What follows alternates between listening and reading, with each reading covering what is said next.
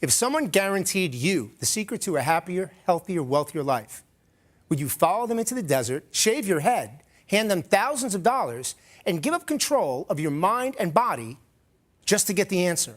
Today, find out how a self-help guru turned the devotion of people just like you into a game so deadly and so criminal, some say it's murder. I'm just an average guy.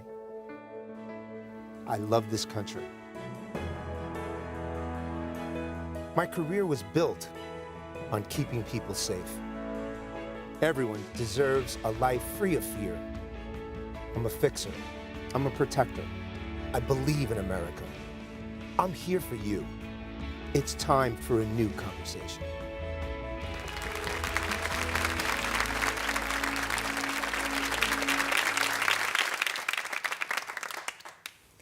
Our job here at the Security Brief is to talk about the things that will help keep your family safe. And that conversation always begins with a story. The self-help industry is an $11 billion a year business that has spawned influential spiritual gurus such as James Ray. Good morning! How many of you are feeling good? Say yes! With millions of followers and no regulations, something was bound to go horribly wrong. Ray first rose to fame on the daytime talk show circuit, touting his best-selling books and the ever-popular movie, The Secret. But on October 8, 2009, at Ray's New Age spiritual retreat in the Arizona desert, the unthinkable happened. 911, where is your emergency? 13850, Angel Valley Road. Okay, what's the problem? 2 people aren't breathing. There's no pulse. Breathing? Yes. Okay, is this result of a shooting or something? No, it was a sweat lodge. A sweat lodge? Yes. 55 people attended a 5-day retreat, paying around $10,000 each. They were told they would die and be reborn. Little did they know how true that statement would be.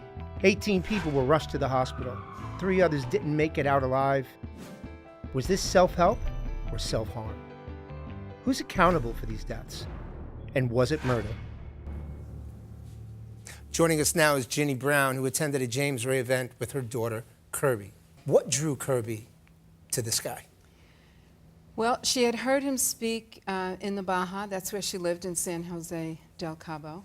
And she was at a point, she had a decorative painting business, and she was at a point where she really wanted to blow that business up. She really wanted to expand it and you know, make sure that she didn't have self-limiting beliefs or things that were going to prevent her from, you know, really being as successful as she could be. Okay. So there was a lot of motivation for her business, and I think she had some personal issues that she wanted to really spend some time processing and thinking about. So she saw this as a huge investment in herself. Now, you actually went to an event with her.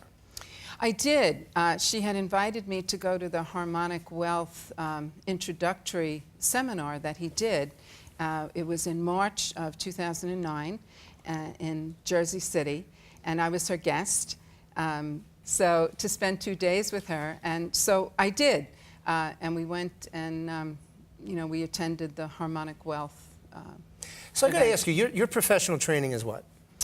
I'm a clinical social worker. So my background is both as an educator.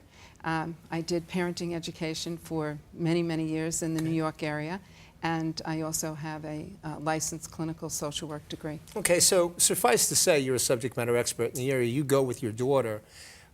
Anything pop off the page, any red flags, anything about that event that said to you, you know, I just don't know about this guy? One of the things I said to Kirby right away was, this is like too much about money. You know, the big sales pitch and being totally successful monetarily bothered me. Okay. Because I know that that's not what life is all about. That's not what gives you happiness and satisfaction. I mean, it helps, but it's not the whole story. The other thing that bothered me was he would bring people up on stage and have them reveal really deep personal stuff. Oh, isn't that dangerous? It is dangerous. And at the time, I'm in the audience, I'm uncomfortable, but I'm also kind of fascinated because he was so insightful. But she buys into him, though, right? She buys into him, right? Why? What she said was what she had read in The Secret. He was featured in The Secret. This whole idea of you can create your reality resonated with her. And I have to say, I kind of had that feeling too, that, wow, you know, he's been on the national circuit, he's an international speaker. And then she decides she's going to go to this retreat in where was it, Arizona? It was in Sedona, Arizona. Okay. What does something like that, you know, set you back? Before she signed up, she didn't tell me what had set her back, because I think I would have taken issue with that, Right. because it was a lot of money. It was her life savings. So what was it? It was close to $10,000. How old is she? 38. And she takes $10,000. And the $10,000 is for what? It's for the tuition, room, board, meals, I mean, everything all in? Or what is airfare? I mean, She drove there. It was for the 5 days with James Ray at this spiritual warrior retreat. She found out after she had signed up that she had to pay additional money to Angel Valley for her room and board. okay, so how much is she out now for the room and board? I'm not sure exactly what it was, but it was another. It's got to be, maybe. it can't be cheap for 5 days, right? Right. Okay, so tell me about the retreat. What goes on there? What's the agenda? Well, she knew that there would be some Native American rituals which appealed to her. So she knew there was going to be a vision quest. There was going to be an opportunity to be alone for personal reflection. And she was excited about that. I knew she was excited about that. So far that sounds She fine. knew that there'd be yoga. So what's the agenda like? I mean, she goes there. How's the day? How's the week? How's the 5 days break down? Well, I didn't know ahead of time what was going to take place in 5 days. I think she realized it was going to be seminars and discussion and, like I said, meditation. The day before this quote-unquote sweat lodge, they played a game, correct? They played the tell me about game, that? I think the game was on Tuesday. And what was the game? And the game was called the Samurai Game. The samurai game. Tell me about that. Right. Well, what we learned was it's a training game that's often used in the corporate world, where people are set up in teams, and if you don't follow the rules properly, you're struck down, and if you move or you know, do something else, people on your team are going to suffer. You know, so it's supposed to be. What's his role? Ray's role. What's his Ray's role? He was God. He was what? He was God. He was God. Okay. He set himself up as God with white robes and had his helpers as the angels of death. So Kirby actually was recorded talking about that game that morning. Is that correct? Yes. All right, let's take a listen. When we started the game, I was like you. I was like, I'm going to be the hero, you know. And then I died so quickly, you know, just right there. And before it even began. And then I froze to death. And then I overheated to death, and I puked, and I swallowed it down underneath that pillow in there. Wow. Or underneath the blanket. And thank God I didn't puke as much as you did, I have a feeling. But I realized that, first of all, being so disciplined, you know, that was incredible. Because I was freezing, I had to go to the bathroom. I think I puked because I was in so much pain that I had to go to the bathroom so badly. But I realized that the dead are with us, and our loved ones that have passed are with us. Jenny, from what I understand, and I'm really trying to piece this together, okay, as best as I can, and certainly with the utmost of respect to Kirby and to you. From what I understand, Ray plays the position here of God and actually tells people when they're going to live or die. Is that correct? Yes. And if they're told that they are going to die, they actually have to, correct me if I'm wrong, lay in the dirt or the mud or whatever for however long he tells them to lay there until it's over. And they weren't permitted to leave. Right. Or people on their team would also be struck down. And it was his decision as to who lived and died. Right. Am I correct? Yes. Okay. Later that day, Kirby and the others at the retreat spent over 2 hours in a sweat lodge when something horrible happened. Stay with me.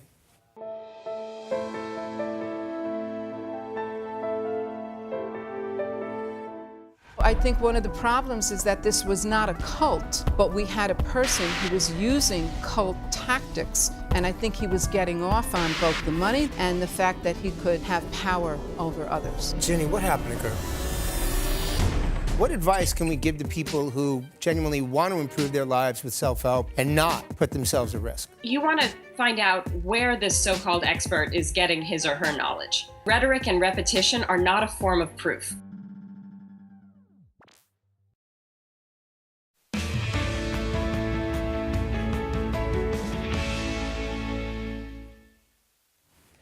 We've been talking to Ginny, whose daughter Kirby was attending a James Ray seminar, which culminated with a sweat lodge ritual. Beverly Bunn was also there. She and Kirby were roommates at the retreat. Beverly, what drew you to James Ray? The Secret is the book that I read, and I watched the DVD, and I had seen him on Oprah, and he actually came to Dallas where I was living at the time, and I did a 2-hour, he was doing free 2-hour seminars to kind of lure people into doing more classes with him. And I decided that I wanted to spend a weekend and do the weekend with him out in San Diego. I mean, he was on TV in several locations. So, okay. And I liked his charismatic attitude. He had enough confidence. He exuded enough confidence and things that I thought that maybe I could learn a thing or two from him. Fair enough. How informed were you, Kirby, and the rest of the group about the last event scheduled, the Sweat Lodge? I can only speak on my behalf because I didn't do a lot of research. I looked at all the stuff that we were supposed to bring and read that, but nothing in there mentioned a Sweat Lodge. And so I really didn't find out about the Sweat Lodge until the day of the Sweat Lodge. The day of? I didn't even read. It was in the waiver, but it was very small print in the waiver, and I really didn't read the waiver. Okay. If you don't mind educating all of us, what exactly is a Sweat Lodge? It's a native ritual, from my understanding, that's supposed to be something somewhat of obviously heat-induced, somewhat like a sauna, but it's outside, and I thought it was more in a teepee or a tent, to where it's a cleansing process, and you can come and go as your body allows you to, or body needs to. All right, so on that... It's supposed to be a pleasant experience. Okay, so on that point, were you free to leave at any time? You could only leave when the door was open, and the door was usually only open for 1 to 2 minutes because the hot rocks were being brought in, so you couldn't leave while the hot rocks were being brought in. And then he would close the door, and you couldn't leave when the door was closed. Okay, so just so that we're all on the same page, when did things start to get out of hand? There was a total of 8 rounds, and each round was about 15 minutes. The first round was a little bit longer, but probably about the third round, people started to try to lay down a little bit more. There was a little bit more movement within the Sweat Lodge. But really the fourth round is really when I felt like I couldn't stay. So I was actually trying to move and get out. Okay. And then there was another gentleman that actually fell into the hot rocks and burned all of his arms and everything. So that was right around 4. And then at the end of each round, it just got worse and worse and worse because they were dragging out unconscious people at round 5. They're not breathing. I got to ask you, it begs the question, Beverly, you're an intelligent woman. Why didn't you leave? You see all this going on. Well, I mean, you don't base it off of intelligence. I think it's more of an endurance thing, and you also are there to go through a process, and you don't want to leave something early and not get out of it what you came to get. Okay. I don't think anyone, he usually embellished a lot and said, this is going to be like the worst thing. You're going to feel like you're going to die. Your skin's going to feel like it's on fire. And you don't really realize how intense it's going to be until obviously you're in the situation. So the mindset really is you're there for a reason and you bought into the process. Well, if this is the process, I have to endure it then. Right, you push through. Ginny, why would Kirby stay with a guy like this? Kirby played full on from the day she was born. As her mom, I can attest to that. She was not a suggestible person. She was very strong-willed, and she always played full on. Everything she did was her best and total effort. And I can only speculate that because for her, this was a huge investment of money. This was her life savings. to not follow through on this was, like throwing her money away. And Ray was telling them that the signs of heat stroke were actually monikers of success. Okay. This sounds like cult-like tactics to me. Well, I think one of the problems is that this was not a cult, but we had a person who was using cult tactics to control the people who were there. And I think he was getting off on both the money that he was being able to charge and the fact that he could overwhelm and have power over others. Ginny, what happened to Kirby? She went unconscious in the sweat lodge. He was told that she was unconscious. He was told that she was having trouble breathing. Each time he said, we'll deal with it at the end of the round. She was next to a man who had dragged someone unconscious in front of James Ray out of the tent, saved her life, went back in and got Kirby, went back in to help Kirby, and asked for help and was told, we'll deal with it at the end of the round. At the end of the round? At the end, 15, 20 minutes later, both of them were dead. Both of them. He didn't address the issues of people being sick or unconscious. He did nothing, and he was told. He was told this was happening, and he didn't. He was responsible for these people, and he did nothing. He left the tent. Kirby, James, and another person were still in that tent for another 15 minutes before someone realized they were still in there and went back and got them. When we come back, the scene outside the tent that day. Stay with me.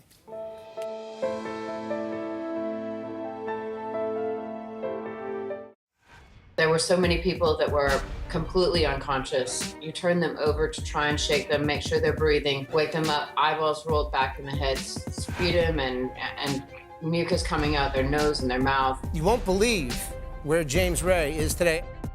The proven techniques that con artists know and use to benefit us at work and home. Well, con artists, their main thing is to get us to feel confident with them. Con artist actually stands for confidence artist. That's the origination of that. Is it really? Yes.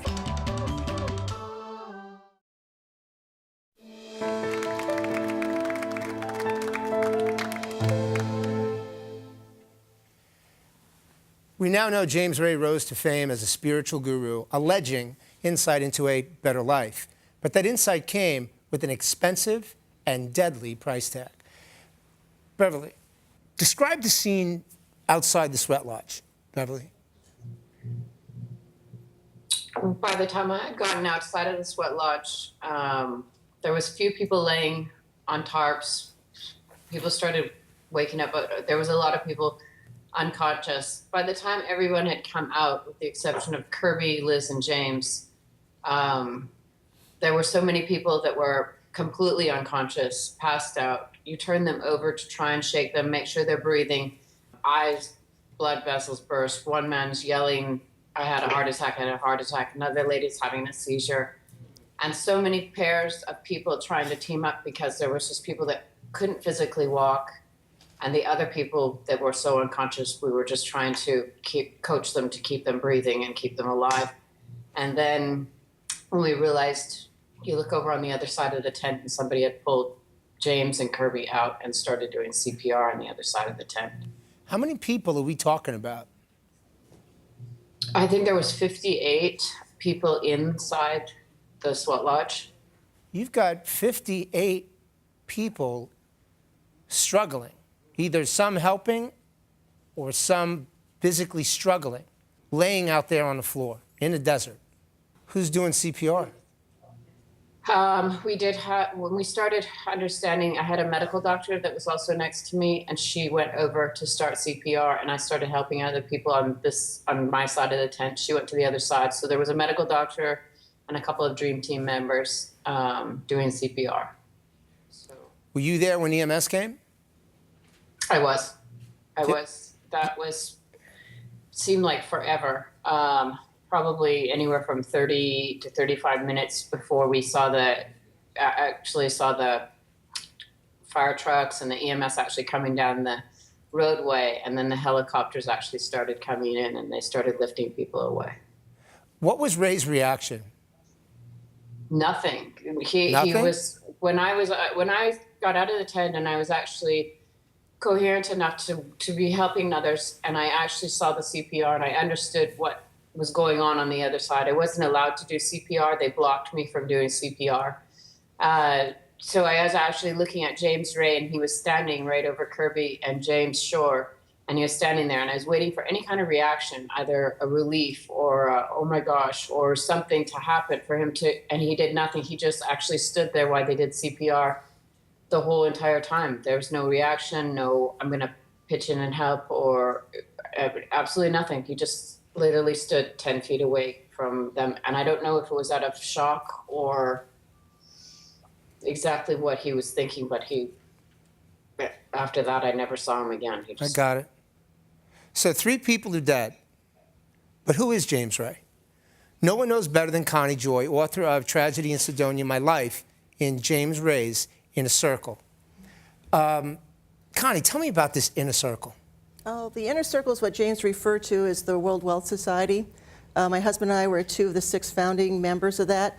When we signed up for it, it was supposed to be a philanthropic group. We were going to do something good for the world that was going to be self-sustaining, and we were going to be the startup seed for that.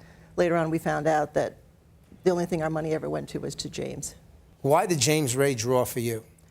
When we first saw James, he was a blend of spiritual and scientific thought patterns. And since my husband and I were both engineers by background, that was appealing to us.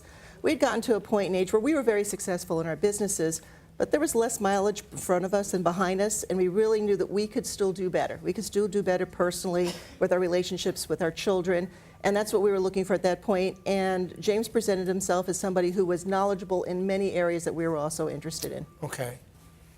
Why did you decide not to go to Sidonia that year? Well, that was after 27 events with him and being in his inner circle. We were in Peru. We went to Egypt first, then we went to Peru. And in Peru, again, we were seeing over that whole year a progressive side of him where he's becoming more and more aggressive. More and more, you know, he always talked about tough love, but we were seeing a lot more tough and very little love. And at the top of Machu Picchu, there is a mountain, Huayna Picchu, and people die on that mountain. And he was pushing, turning it into a foot race to get up and down that mountain. And people came to us, said, what can we do? We arranged for another choice. So we got in a scream match with him in the lobby of a Peruvian hotel just 2 months before the Sweat Lodge. We ended up 2 weeks before Sedona. We were supposed to be there. We were supposed to be there on a private hike with him. Got him on the phone and said, we got real concerns. We need to talk. And at the end, we told him we could no longer volunteer to help with any of his seminars. And he said, well, that's okay. We'll just talk when you get to Sedona. We'll work this out. And I said, no, we're not coming to Sedona. He wasn't expecting that. No, he was not expecting that. How concerned were you about your safety while attending Ray's retreats? You know, in the beginning, you're not. You're thinking that, okay, this is a businessman, right? And you're thinking logically. Again, we're logical people. So you keep thinking, well, either these things are not as dangerous as they look, or else he wouldn't be having us do them. So, and we should chant that, James, as a businessman. He wouldn't be having us doing something dangerous and letting us get hurt, because that would be bad for business.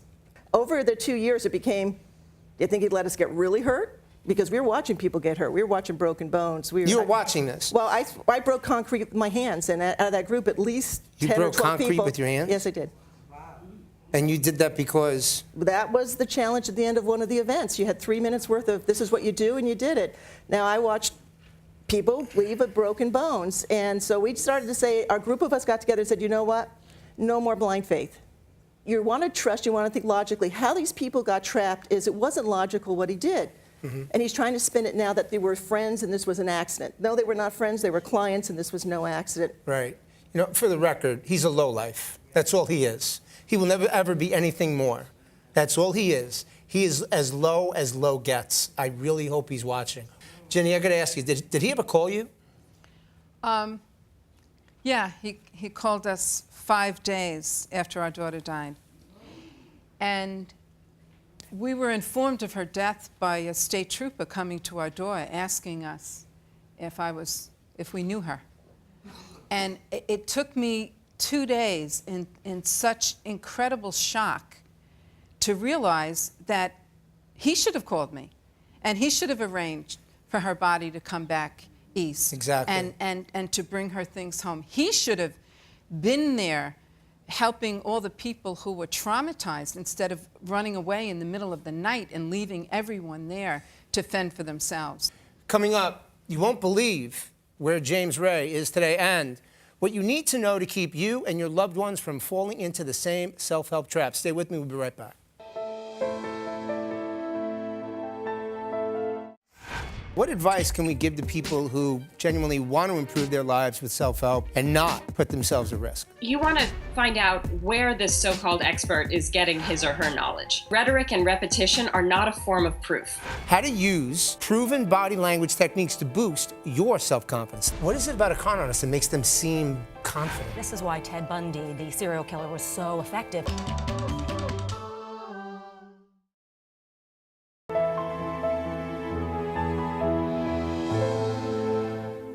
Welcome back to the Security Brief. James Ray led a retreat in the Sedona Desert that left 3 people dead and several others injured and hospitalized. Rescuers compared the scene to a plane crash or a mass suicide. Back with me is Ginny Brown, the mother of Kirby, who died that day. Was Ray charged with anything? He was charged with manslaughter in February after this happened. The trial began in February of 2011 and ended in November of 2011. And he wound up being convicted of negligent homicide, was given 2 years, of which he served 20 months. Why negligent homicide? Because the prosecutor was not able or allowed to prove manslaughter, which requires prior knowledge.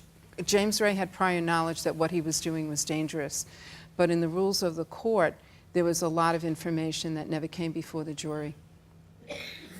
Just to clarify, when you say he was not allowed, are you saying then that, because you were there, are you saying that the judge prevented certain evidence from being entered? Yes. Into record? Yes. Okay. And where is James Ray today? James Ray, as far as I know, just finished an event in Phoenix and is now planning to do something else in Orlando the end of this month. So basically, he's responsible for Kirby's death and the death of someone else. Of James and Liz, and Okay. people that have had life-sustaining injury as a result of this. He had prior knowledge of all of where the Yes. risks were, right? And this, he gets 20 months walks, and now he's back doing the same thing that he was doing before. That's right, and he's also saying that he's the only person who's been to prison for other people's decisions. So to this day, he still does not accept responsibility. Am I right or wrong? He's apologized that it happened. I am too. No, he hasn't acknowledged that his actions not only set up that death was inevitable, but that his actions and then his inactions actually caused these people to die and for people to have life-sustaining injuries. He has not acknowledged that. So to clarify, he has not accepted responsibility. Not in my mind. For the record, everybody listening at home, we reached out to Ray, and he declined to appear on our show. I'm shocked. Mr. Lack of Integrity forever. Joining us via Skype to give us some tips on how to safely seek self-help is Dr. Christine Whelan. Dr. Whelan, thanks so much for joining. Why are there no regulations in this self-help industry? So first of all, most things in this area, in the advice industry, are not regulated at all. Books are not regulated, career coaches, personal trainers, none of this is regulated. And honestly, I really don't think government regulation is the answer here. Rather, what we want to do is empower consumers to make smart choices, to educate themselves, to separate the hype from the real research-based facts. Because self-help can be transformative and can help you change your life for the better. But it also has the power to harm you. And so we really need to educate consumers about how to separate those two out. Okay, what advice can we give to people who genuinely want to improve their lives with self-help and not put themselves at risk?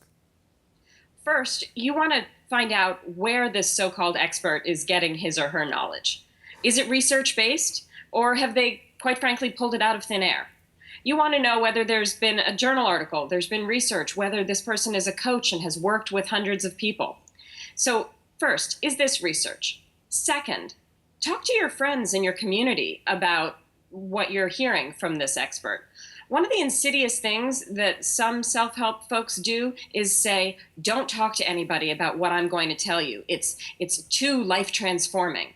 Don't tell your therapist. That isolates you and then makes you dependent on the leader. No, instead, check with your friends. If they think that something is scary and off, listen to them. And the third bit of advice is a very basic bit, which is just make sure that you are safe. You have to be physically safe, emotionally safe, and psychologically safe. So physically safe means that is there medical backup if you're going to do something that's at all dangerous? Emotionally safe. Are you okay to share what you're going to share with the group? And psychologically safe. Are you? Do you have a therapist or somebody on call if you share something that is very personal and brings up other issues? And can you leave at any time? That's a huge one. And I got to say, excellent advice, without question. Ginny, after the tragedy, what have you done? Well, we created an organization called Seek Safely to try to help people do exactly what Dr. Whelan is suggesting, to both bring consumer protection by consumers being more aware, looking at red flags, getting more conscious of what they're agreeing to, and also which we're trying to have some impact on the industry. We're asking people in the industry to sign a promise to practice in an ethical and safe way. I want to make sure that my daughter's death saves other people's lives. And Ginny, I have absolutely no doubt that that will be the case. Thank you so very much. Dr. Whelan, thank you. For more information regarding Seek Safely, visit our website at securitybrieftv.com. Again, thank you all. Up next, how to use proven body language techniques to boost your self-confidence. Stay with me.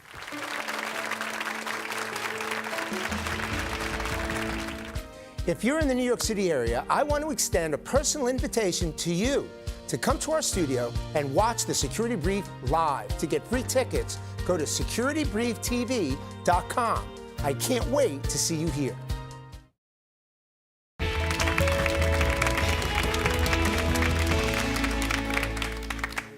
Welcome back to the Security Brief. In today's To Tell the Truth, communications and body language expert Patricia Stark is here to show us the proven techniques that con artists know and use to benefit us at work and home. Patricia, welcome to the Security Brief. So great to so be good to here. have you. Thanks so much. How can we benefit from a con artist? Well, con artists, their main thing is to get us to feel confident with them. Con artist actually stands for confidence artist. That's the origination of that. Is it really? Yes. So anything that they do is all to make us want to trust them and want to have their confidence. So if we can do that with our coworkers and our family to build their trust and confidence, that's important. What is it about a con artist that makes them seem confident? Well, they blend in, they get to make friends really quickly, they talk the talk, they walk the walk, they dress the part. I mean, this is why Ted Bundy, the serial killer, was so effective. Sure. He was handsome, he dressed well, he was well-spoken, right. He looked like, quite the catch. And they make us feel like we're in good hands. I mean, think about if you're getting on a plane and the captain walks on board and he's looking a little sad or weak or wimpy. I'm getting off that plane.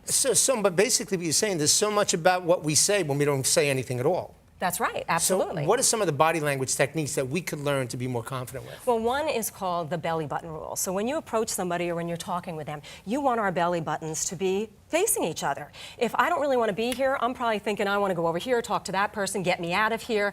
But if we're connecting like this, everything is pointing in this direction. Okay. We're leaning towards each other, we're making good eye contact, we look like we want to be there in the moment with that person. Got it. The other thing is... Is that subliminal? I mean, do we just subconsciously do that? Probably, because when you don't want to be somewhere, your body can be saying something and you don't realize it's saying that, right? So you want to always look like, I'm here right now. And they make you feel like the most important person in that room. They're not looking away, they're not getting distracted, they're not looking at their cell phone, they're really looking and listening and really paying attention. And so often we don't do that to people. We're half listening, we're only waiting to see what we are going to say next, right? But people are so desperate to be listened to. And when you really listen and you're in the moment, people appreciate that and you can learn so much. And unfortunately, when con artists do it, they learn a lot that can hurt us. But if we do it with good intent and we're really listening, then we can care about that person, whether it's at work or at home, and learn things that can help all of us and have success in both of those places. How about when you approach somebody new?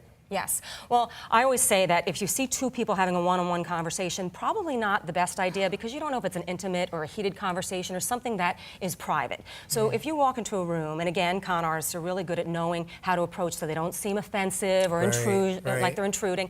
So they'll go up to one person that might be alone, or go up to 3 people or a group or more, because then it's not so awkward and you're not kind of busting into the conversation. So always approach in that respect. And then you know this, I'm sure, that police officers are taught to approach people very open and accessible, you know, hands out, not blocking, not protecting, not hiding something or looking like they could carry something. Palms open. Right. So always you're accessible, Hands. you're approaching, you know, looking like you're open and accessible and approachable, non-threatening. And you know, one point I'll add, which is great advice, by the way, fantastic advice.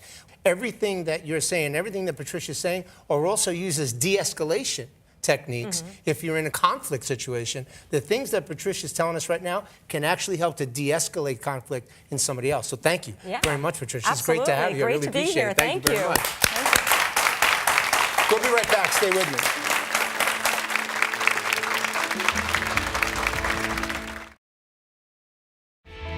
Hi, Paul. Today on Survival 101, we're going to talk about how to deal with an active shooter. So active shooters are something that we unfortunately have to deal with often these days. So you hear about the horror stories of a shooter in a mall, shooter on a military base or in a movie theater, or in a parking lot like we're in right now. So the first thing you want to do, and you want to do this always to be safe from an active shooter, is to have your head up when you're out and about on a daily basis. So text messaging, of course, is something that's very popular, but when you're doing it, your head is down, you have no idea what is going on around you. So if you're in a place and a guy walks in with a gun and your head is down and you're texting, you're obviously losing a lot of time where you could be running to safety. Whereas if you're walking around in a big parking lot and your head's up and you're looking around, you can see if somebody looks suspicious and you can see if, hey, I need to run the other way immediately. So have good situational awareness, have your head up on a daily basis. Another tip for dealing with an active shooter is when you go in someplace, such as a movie theater, always immediately identify 2 exits. So when you walk in, okay, here's the exit I came in and where's the other exit? Because in an active shooter situation, you never know which door that shooter is going to come through. So if they came through the exit that you just entered through, you want to know about the back exit. Very important in movie theaters too.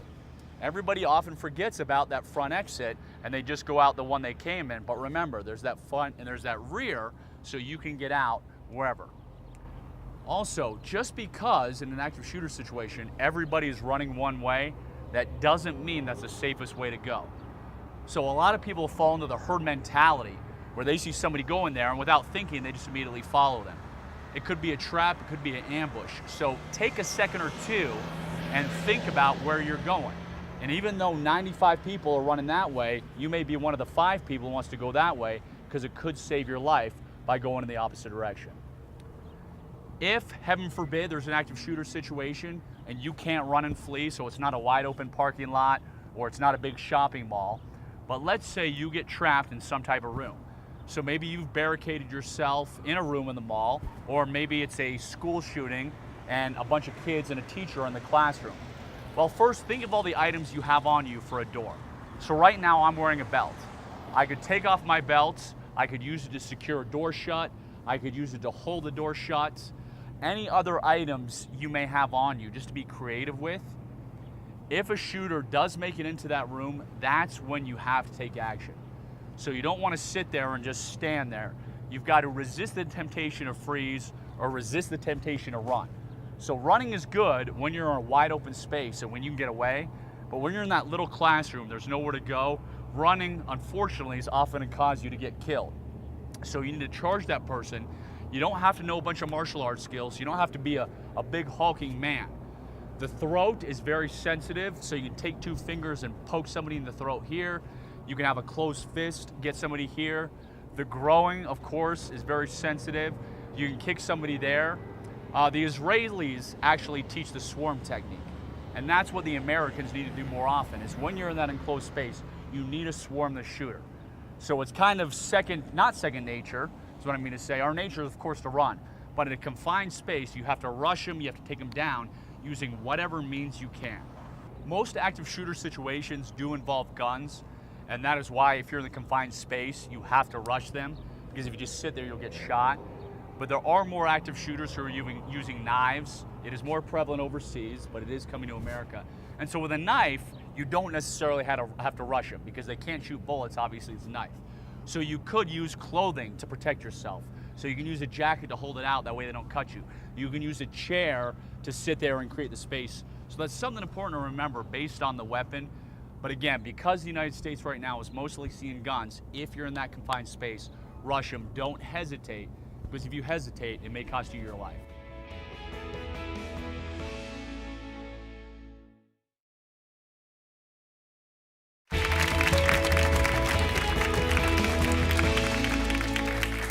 There are few things more grotesque in this world than those that prey upon others who are clearly vulnerable. Today's story about James Ray and all those he left in his wake is clearly an example of that. Do I have blatant degrees of trepidation when it comes to self-help people and groups? Absolutely, no question. To me, and this is coming solely from me, a lot of these people are full of crap and feed off of those searching for some sense of peace in their lives. That said, I offer you the following red flags for you to use in making a decision to engage with such a group or not. If you see these, just say no. 1, an emphasis on generating money and learning about your finances. 2, groups that use sensory deprivation techniques in their delivery, cold room, extra short breaks, limited meals, etc. 3, being prevented from leaving or discontinuing any session. And 4, any waiver of liability. Remember, you are good just the way you are. If you need someone to give you a lift, that's cool. Just make sure they're deserving. So, on behalf of our executive producers, Terry Murphy and Patrick Murphy, and the greatest TV team in America, be safe, be well, God bless. Thank you.